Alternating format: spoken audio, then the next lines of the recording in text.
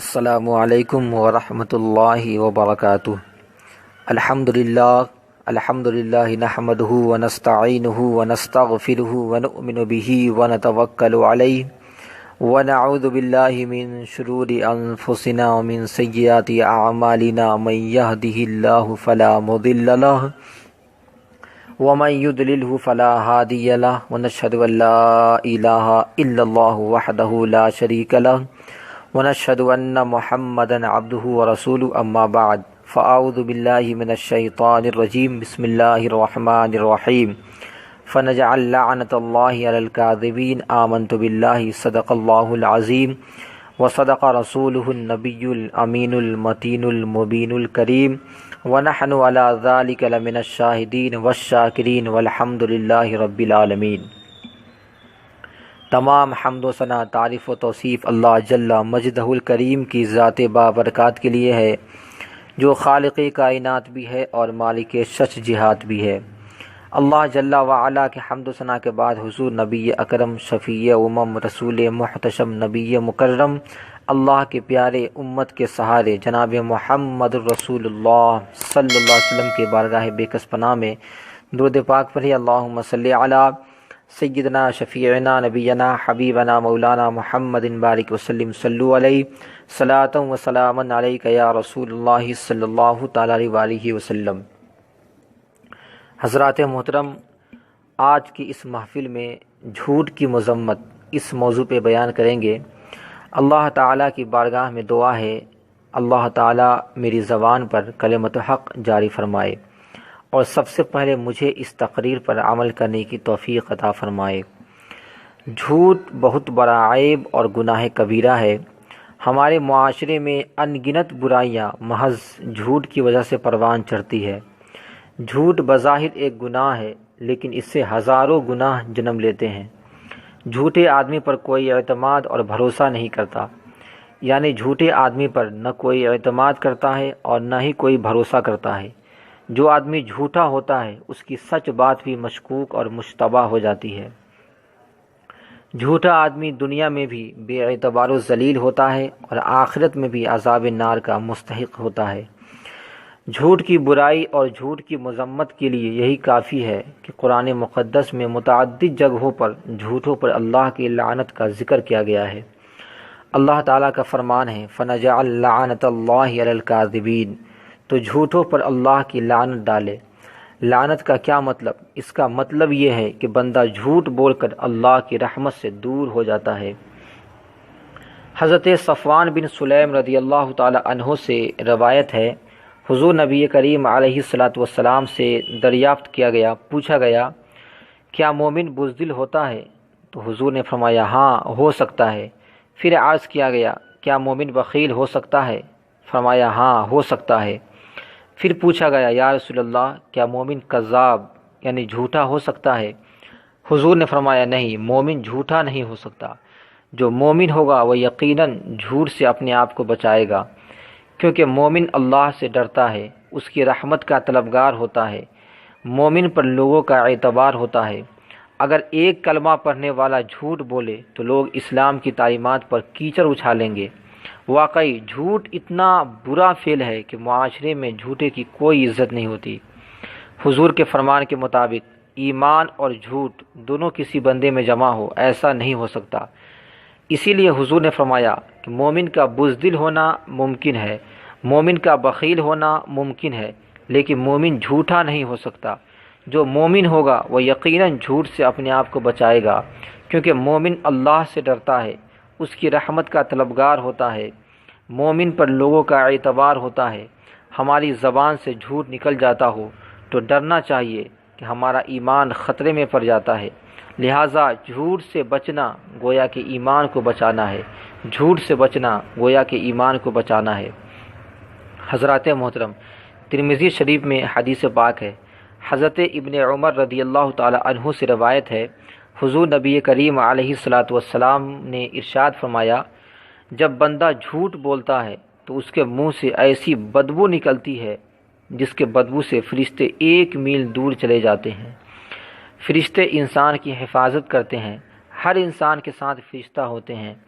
اس کے علاوہ ذکر الہی و ذکر رسول کی محفل میں فرشتے موجود ہوتے ہیں، بازاروں میں گلی کوچوں میں فرشتے ہوتے ہیں، لیکن جب بندہ جھوٹ بولتا ہے تو اس کے منہ سے ایسی بدبو نکلتی ہے کہ فرشتہ 1 میل دور ہٹ جاتے ہیں۔ ذرا غور کیجئے، ذرا سوچئے، جب جھوٹ بولنے والے کے ساتھ فرشتے نہیں رہنا چاہتے تو اللہ تعالیٰ کی رحمت اس کے ساتھ کیسے رہے گی؟ جب جھوٹ بولنے والے کے ساتھ فرشتہ رہنا پسند نہیں فرماتے تو جو جھوٹ بولتا ہے اس کے اوپر اللہ کی رحمت کیسے نازل ہوگی؟ اور جب رحمت نہیں نازل ہوگی تو برکت کہاں سے آئے گی؟ تو برکت کہاں سے نازل ہوگی؟ خدا را اپنے آپ کو ہلاکت سے بچاؤ، اپنے آپ کو ہلاکت سے بچاؤ، اور اللہ کی رحمت اور برکت کے حصول کے لیے اپنے دامن کو جھوٹ کے داغ سے بچاؤ۔ اللہ تعالیٰ کی بارگاہ میں دعا ہے، مولا تعالیٰ ہم سب کو نیک بنا، متقی پرہیزگار بنا، جھوٹ سے بچا اور جھوٹوں کی صحبت سے محفوظ رکھ۔ ایک شخص نبی کریم صلی اللہ علیہ وسلم کی بارگاہ بے کس پناہ میں آیا اور کہا، میں تو اسلام لاتا ہوں لیکن میرے اندر کچھ برائیاں ہیں، میں سارے برائیوں کو نہیں چھوڑ سکتا، مجھے چوری کرنے کی عادت ہے اور مجھے بدکاری کرنے کی بھی عادت ہے اور مجھے جھوٹ بولنے کی عادت ہے، میں جھوٹ بھی بولتا ہوں۔ تو حضور نے فرمایا، اچھا تم مجھ محمد سے وعدہ کرو کہ تم جھوٹ چھوڑ دو گے، مجھ سے وعدہ کرو کہ تم جھوٹ چھوڑ دو گے۔ تو اس نے وعدہ کیا، اس نے بیعت لی کہ حضور میں جھوٹ چھوڑ دوں گا، بدکاری چھوڑنا مشکل ہے، چوری چھوڑنا مشکل ہے، لیکن حضور میں جھوٹ چھوڑ دوں گا۔ جب اسے چوری کرنے کا وقت آیا تو سوچا، اگر میں چوری کر کے واپس آیا اور اگر راستے میں کہیں حضور سے ملاقات ہو گئی یا کسی صحابہ سے ملاقات ہو گئی تو میں کیا کہوں گا، میں کیا جواب دوں گا کہ میں چوری کر کے آ رہا ہوں؟ مجھے کتنی شرمندگی اٹھانی پڑے گی۔ تو اللہ تعالیٰ جھوٹ چھوڑنے کی برکت سے اس کے تمام برائیوں کو اچھائیوں میں تبدیل کر دیا۔ حضرات محترم، یہ ہے جھوٹ چھوڑنے کی برکت، یہ ہے جھوٹ سے توبہ کرنے کی اہمیت کہ اللہ تعالیٰ نے جھوٹ چھوڑنے کی برکت سے ان کے تمام برائیوں کو اچھائیوں میں تبدیل فرما دیا۔ حضرات محترم، بخاری شریف جلد اول کی حدیث پاک ہے، حضرت عبداللہ بن عمر بن عاص رضی اللہ تعالی عنہما سے مروی ہے، حضور سید عالم صلی اللہ علیہ وسلم نے ارشاد فرمایا، 4 خصلتیں جس کے اندر موجود ہو، 4 باتیں جس کے اندر موجود ہو، سمجھ لو کہ وہ پکا منافق ہے۔ پوچھا گیا، یا رسول اللہ وہ 4 باتیں کیا کیا ہے؟ تو حضور نے ارشاد فرمایا، جب اس کو امانت دی جائے تو اس میں خیانت کرے، جب بات کرے تو جھوٹ بولے، جب وعدہ کرے تو وعدہ خلافی کرے، اور جب جھگڑا کرے تو بیہودہ باتیں یعنی گالی گلوچ کرے۔ یہ 4 باتیں جس کے اندر موجود ہو، سمجھ لو کہ وہ پکا منافق ہے۔ اور ان 4 باتوں میں سے کوئی ایک بات بھی موجود ہو تو اس کے اندر نفاق کی ایک خصلت موجود ہے۔ اللہ کی پناہ، یہ 4 علامتیں آج تقریباً امت مسلمہ کے اکثر افراد میں نظر آتی ہے، حالانکہ سب مومن ہونے کا دعویٰ کرتے ہیں، لیکن اگر یہ برائیاں ہمارے اندر موجود ہے تو فرمان رسول کے مطابق ہم سے بڑا کوئی کمبخت نہیں کہ نفاق کی نشانیاں ہمارے اندر پائی جا رہی ہو اور ہم مومن ہونے کا دعویٰ کرتے ہو۔ حضرات محترم، حضرت لقمان علیہ السلام اپنے بیٹے کو نصیحت کرتے ہیں، بیٹا جھوٹ مت بولنا، بیٹا جھوٹ مت بولنا، اگرچہ جھوٹ چڑیا کے گوشت کی طرح لذیذ ہوتا ہے، لیکن ذرا سے جھوٹ کی برائی جھوٹ بولنے والے کو ہلاک اور برباد کر دیتی ہے۔ حضرات محترم، سرکار غوث اعظم کی ماں نے کیا نصیحت کی تھی کہ بیٹا کبھی جھوٹ مت بولنا۔ سرکار غوث اعظم کا قافلہ جب ہمدان سے آگے ہستانی علاقہ میں پہنچا تو 60 ڈاکوؤں نے قافلے میں حملہ کر دیا، لیکن سرکار غوث اعظم ایک جگہ اطمینان سے کھڑے ہیں، لڑکا سمجھ کر کسی نے آپ سے تعرض نہ کیا۔ اتفاقاً ایک ڈاکو کی نظر آپ پہ پڑی اور آپ سے پوچھا، کیوں لڑکے تیرے پاس بھی کچھ ہے؟ حضور غوث اعظم نے بلا خوف و خطر اطمینان سے جواب دیا، ہاں میرے پاس بھی 40 دینار ہے۔ ڈاکو کو آپ کی بات پر یقین نہ آیا اور وہ چلا گیا۔ پھر ایک دوسرے ڈاکو نے پوچھا، لڑکے تیرے پاس بھی کچھ ہے؟ آپ نے اسے بھی وہی جواب دیا کہ ہاں میرے پاس 40 دینار ہے۔ اسے بھی یقین نہ آیا اور دونوں جا کر اپنے سردار سے کہا کہ ایک لڑکا ہے جو کہتا ہے کہ میرے پاس 40 دینار ہے۔ تو سردار نے کہا، جاؤ اس لڑکے کو میرے پاس لے کر آؤ۔ سرکار غوث اعظم کو پکڑ کر سردار کے پاس لایا گیا۔ ڈاکوؤں کے سردار نے آپ سے کہا، سچ بتا تیرے پاس کیا ہے؟ آپ نے جواب دیا، میں پہلے بھی تمہارے 2 ساتھیوں کو بتا چکا ہوں کہ میرے پاس 40 دیناریں ہیں۔ سردار نے کہا، کہاں ہے؟ آپ نے فرمایا، میری بغل کے نیچے گدری میں سلے ہوئے ہیں۔ سردار گدری کو ادھیڑ کر دیکھتا ہے تو واقعی 40 دینار موجود ہے۔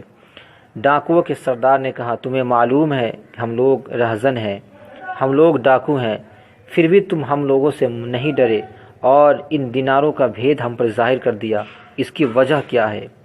سرکار غوث اعظم فرماتے ہیں، میری ضعیفہ ماں نے گھر سے چلتے وقت مجھے نصیحت کی تھی کہ بیٹا کبھی جھوٹ نہ بولنا، بیٹا ہمیشہ سچ بولنا، بلکہ ہمیشہ سچ بولتے رہنا۔